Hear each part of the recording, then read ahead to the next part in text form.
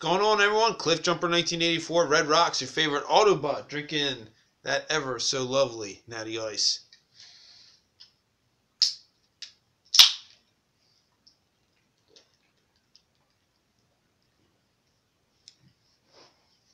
I got back from vacation. I had did a video since, and I didn't get to discuss what happened the other day at work.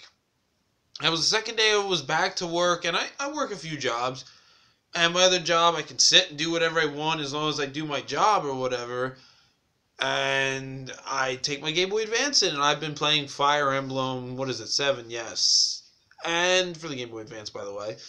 And I've been taking it in, and I had about 10 minutes left of work, and the battery light was flashing and everything, and being the guy who's only had Game Boy Advance twice, and I've only probably owned two of them combined of 2 years, I thought I had time left on it. And playing Fire Emblem, when you turn the game off, it starts you back at the last move, no problem. It automatically saves it for you, which is awesome. So I thought, well, if I don't make it back to my vehicle to get batteries for it, and it dies, whatever, I put new batteries in, I'll start where I was. It erased all my data. Yeah, and Fire Emblem games exactly aren't, the shortest. I mean, of course, Fire Emblem 7, I think, is one of the easiest in the series.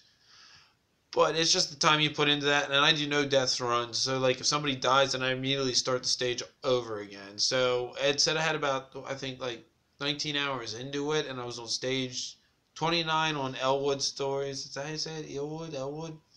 I don't know. But there's been other incidents where I'd go and play a game, and then like data would be lost, or even wrong passwords. And back in the NES days of writing different zeros or O's down wrong, I's and J's, and just being going like, what the fuck? Recently, I should say recently, I did a Let's Play of Legend of Zelda 2, Adventures of Link.